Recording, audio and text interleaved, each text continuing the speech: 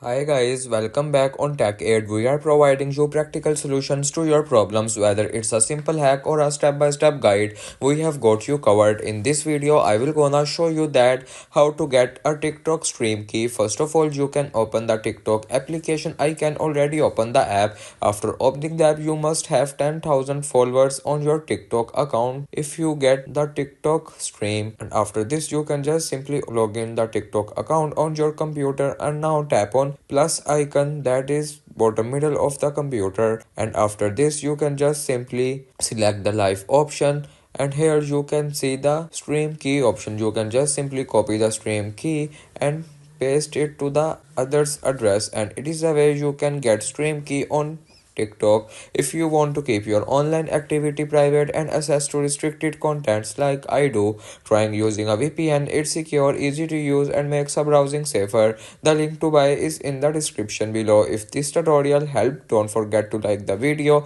and subscribe for more practical solutions. Got questions or need extra help, drop a comment below and we will be happy to assist. See you in the next one. Thanks for watching.